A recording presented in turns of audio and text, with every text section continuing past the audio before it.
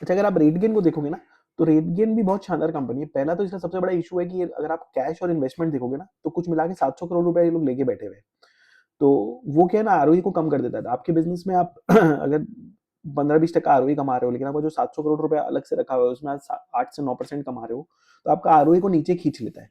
अभी क्या है कि ये 700 करोड़ रुपए क्या करेंगे, ये लोग लेके बैठेंगे, कोई नई कंपनी खरीदेंगे एक्सेट्रा। तो दैट कैन हेल्प कि अगर कोई ये जाके कोई दूसरी कंपनी खरीद लेते हैं वो 700-800 करोड़ से, जिनसे इनका बिजनेस मॉडल और तेज हो जाए, तो बहुत यूजफुल है। अदरवाइज क्या है कि ये आरओई का इशू रहेगा, हमेशा 12-13% पे आरओई रहेगा, पहला नंबर।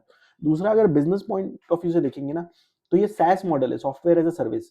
तो ये सॉफ्टवेयर बना के देते हैं ताकि ये जितने भी होटल्स वाले हैं ना, ये एक प्रिडिक्टेबिलिटी ले ले कि भाई प्राइस क्या सेट करना है। जैसे मैरियट मैरियट उसका सॉफ्टवेयर यूज करता होगा और फिर डिसाइड करता होगा कि भाई ये होली आ रहा है तो वृंदावन साइड में कितने क्या भाड़ा लगाना है होटल्स का, दिल्ली साइड में क्या भाड़ा लगाना है, नॉर्थ साइड में क्या भाड़ा लगाना है, ये इस टाइम में होली के टाइम में लोग ट्रैवल करते हैं तो टिकटों का क्या भाड़ा लगाना है।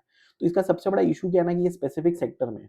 और दूसरा क्या है ना, ये सैस मॉडल मेरे अंडरस्टैंडिंग में खत्म नहीं होगा, लेकिन खत्म तो नहीं होगा, लेकिन ये इसमें एक एआई का लेयर आ जाएगा। अभी क्या आप सॉफ्टवेयर में डेटा डालते हो, वो आपको एक थोड़ा सा हेल्प कर देता है मॉडल में।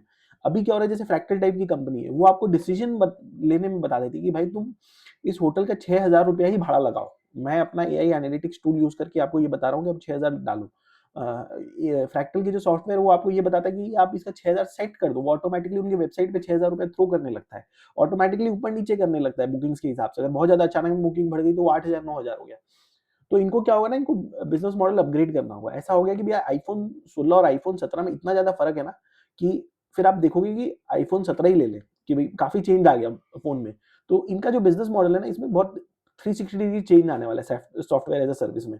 अब क्योंकि ये पहले ये ट्रैवल और हॉस्पिटैलिटी सेक्टर में ही काम करते हैं, तो एक सबसे बड़ा रिस्क है। कोई बड़ा सॉफ्टवेयर सर्विस हो, अगर समझ लीजिए कोई एक पर्टिकुलर बिजनेस सेगमेंट उनका अच्छा नहीं कर रहा है तो दूसरा अच्छा कर रहा है, तो कॉम्पेंसेट करने का एक तो चांस रहता है। इनके पास क्या है कि अगर ये कहीं अगर गलत हो गए या कॉम्पिटिटर इनसे बहुत अच्छा कर लिया, तो इनका खेल खत्म हो जाएगा। तो वो आपको एक दिमाग में लेके चलना पड़ेगा और फिर आपको ये देखना पड़ेगा, क्योंकि मार्केट देखेगा कि ये कर क्या रहा है, क्योंकि इनका बिजनेस मॉडल चेंज हो रहा है। आईफोन 17 आ तो गया, लेकिन क्या आईफोन 17 उतना अच्छा है क्या जितना नए नए चेंजेस आए हैं?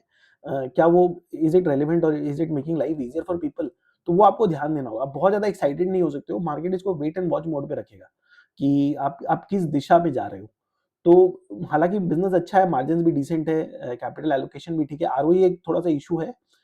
12-13% का आरओई है, लेकिन वो इसीलिए इश्यू है क्योंकि इनका इनका अगर आप कैश और इन्वेस्टमेंट दोगे वो 700 है। तो अपने कोई भी इन्वेस्टमेंट में अगर आप एफडी दे रखे हो तो 6% कमा रहे हो, आपका बिज़नेस 16% है, तो ब्लेंडेड में आपका आरओई कम हो जाता है उसके कारण।